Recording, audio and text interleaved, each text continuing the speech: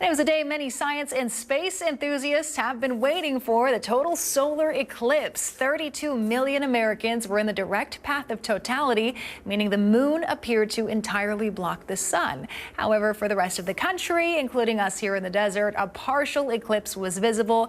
And we weren't in the path of totality, but it didn't stop desert residents from taking part in this rare celestial event. About 300 people gathered at College of the Desert this afternoon for a viewing outside of the science building. Our Carmela Karcher was one of those who joined in on the fun. She's in studio tonight with more on that. Carmela?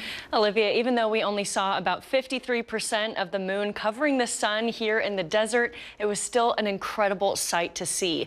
And to make it the best experience possible, College of the Desert had everything needed to take a moment and look up. I've never been able to see it from home, so it's a great feeling. It's all the entire nation is talking about. The total solar eclipse. I instantly thought of DreamWorks. I'm like, yeah, it's a sign for Shrek 5. Shrek 5 is coming out. And while the Coachella Valley was only able to see a partial solar eclipse, it still didn't take away from the wonder surrounding this incredible celestial event. It's sort of like a phenomenon that doesn't happen very much in one's lifetime. So I really would like to see it. And to make viewing this rare phenomenon easy, the School of Mathematics and Science at College of the Desert had everything, from the simple viewing glasses to specialized binoculars and massive telescopes. But the best part was having the experts around, ready to answer any questions. People were asking questions like, why do we have partial from here?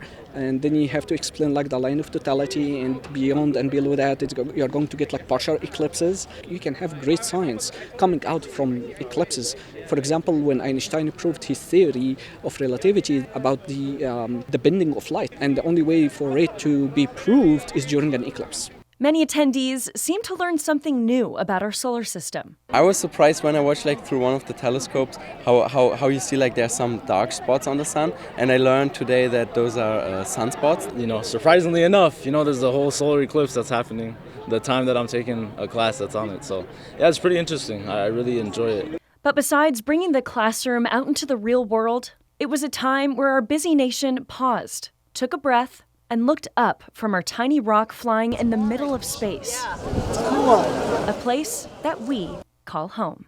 People were here from even before we set up at 9 a.m. That is even before the event started. It's very exciting, of course, because this kind of event is what excites people about science. This is what excites people about astronomy, and spark the generation or the new generation to go towards STEM fields. Now, California has not seen a total solar eclipse in more than a century, when totality reached Southern California and the desert back in September of 1923. Now, the next time we'll see something like we did today will be in the year 2045. I'm Carmela Karcher. Back to you.